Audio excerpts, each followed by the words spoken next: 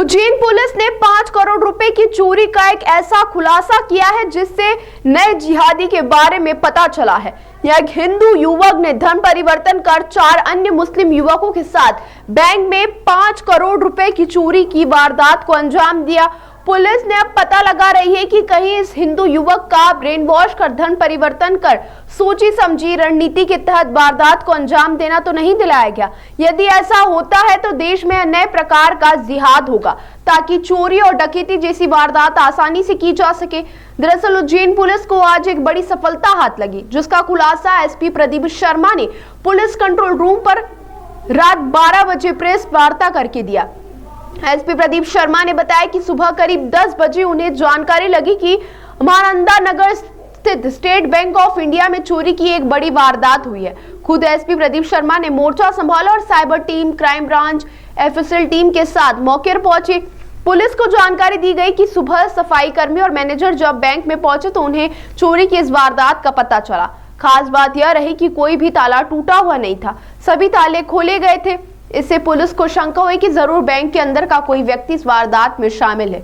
FSL द्वारा fingerprint की जांच, साइबर टीम द्वारा वारदात के समय सक्रिय मोबाइलों की लोकेशन की जांच शुरू की गई। सीसीटीवी फुटेज खंगाले गए, बैंक कर्मियों से पूछताछ की गई। जब पुलिस ने बैंक में ही काम करने वाले चतुर्थ श्रेणी के आउटसोर्स कर्मचारी जय भावसार से पूछताछ की तो कई अहम खुलासे हुए। वारदात के कई सुराग हाथ लगे। जय भावसार ने अपना धर्म परिवर्तन कर मुस्लिम बनकर जिशान नाम रख लिया और 4 अन्य साथी साहिल, अब्दुल्ला, अरबाज और कोहिनूर के साथ मिलकर चोरी की इस वारदात को अंजाम दिया। 5 आरोपी रात करीब 2:30 बजे बैंक में घुसते हैं और 35 मिनट के भीतर ही वारदात को अंजाम देकर 4 किलो 700 ग्राम सोना व 8 लाख रुपए नगद लेकर फरार हो जाते। वारदात के दौरान आरोपियों ने किसी भी ताले को नहीं तोड़ा, बल्कि चाबी से सभी ताले खोले गए। जय भावसार, जो कि अब मुस्लिम धर्म अपनाकर जिशान बन गया है, आउटसोर्स कर्मचारी था, इसलिए उसके पास बैंक की चाबियां हुआ करती थी। इस पूरी वारदात का मुख्य किरदार जय भावसार निकला। 6 माह पहले ही जय भावसार ने यूट्यूब से वीडियो देखकर अपना धर्म परिवर्तन किया। वह ऐसे लोगों के संपर्क में भी था जो धर्म परिवर्तन करवाते हैं।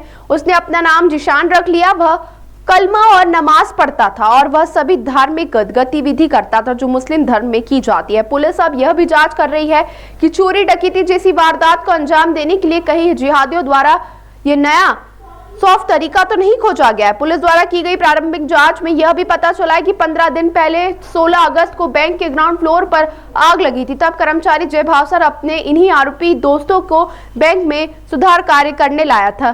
तब पूरी तरह से रेकी की गई, वह स्टडी की गई और जानबूझकर गोल्ड लॉकर को खुला छोड़ा गया। पुलिस अब यह पता लगा रही है कि बैंक में आग बुझाकर योजना के तहत तो नहीं लगाई गई। चोरी की इस वारदात में बैंक के बड़े अधिकारियों की लापरवाही भी सामने आई। बैंक के जय भावसार में आउटसोर्स के रूप में चतुर्थ श्रेणी कर्मचारी था, उसके पास बैंक की चाबी होना बड़ा सवाल खड़ा करता है। हालांकि मामले की गंभीरता को देखते हुए बैंक के आला अधिकारियों ने एसबीआई महानंदा नगर शाखा प्रबंधक पायल महेश्वरी, सेवा प्रबंधक सुरेंद्र कुमार माधव और केश अधिकारी अभिनव को तत्काल प्रभाव से निलंबित कर दिया है। 12 घंटे के भीतर चोरी की इस बड़ी वारदात का खुलासा करने वाली टीम को एडीजी ने 30,000 रुपए का इनाम देने की भी घोषणा की है।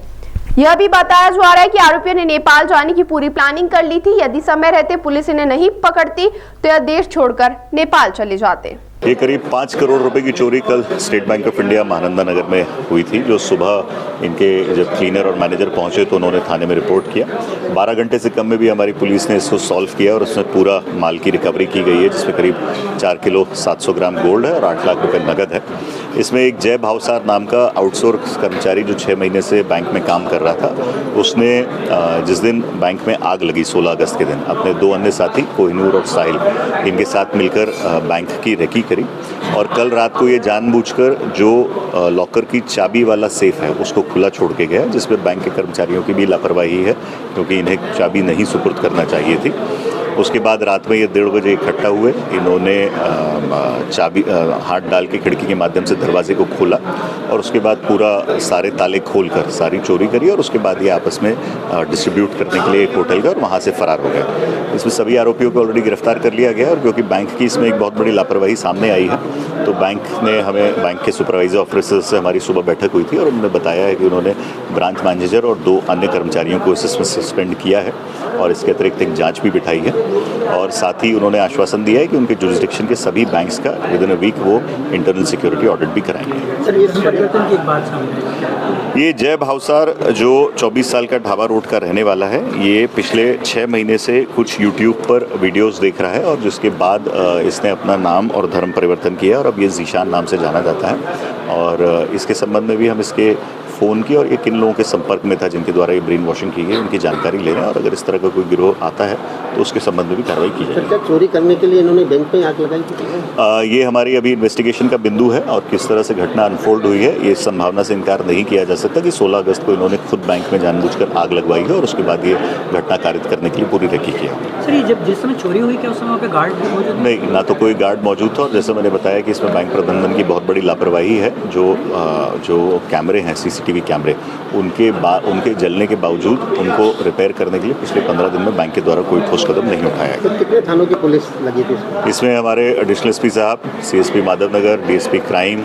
थाना प्रभारी जीवाजीगंज, चिमनगंज, माधवनगर, हमारी साइबर की टीम, पूरी क्राइम की टीम और फिंगरप्रिंट और सभी ने इसमें बहुत मेहनत करी है। ये एक समग्र टीम का एफर्ट है और उसमें पूरी टीम को एडीजी साहब की तरफ से 30,000 रुपये नाम दिया था। सर, ये धर्मांतरण वाली बात जो आ रही है इसमें कई बड़ा नेटवर्क भी पकड़ा जाता है। ये अभी इन्वेस्टिगेशन हम लोग करेंगे, अभी इसके सारे डिटेल्स, रिकॉर्ड्स और इससे पूछताछ के बाद ही ये क्लियर हो पाएगा कि ये केवल यूट्यूब वीडियोस के माध्यम से किया गया है या इसमें कोई गिरोह भी सक्रिय है। ताज़ा खबरों के लिए सब्सक्राइब करें JSR टाइम्स और साथ ही नोटिफिकेशन पाने के लिए बेल आइकन को दबाएं।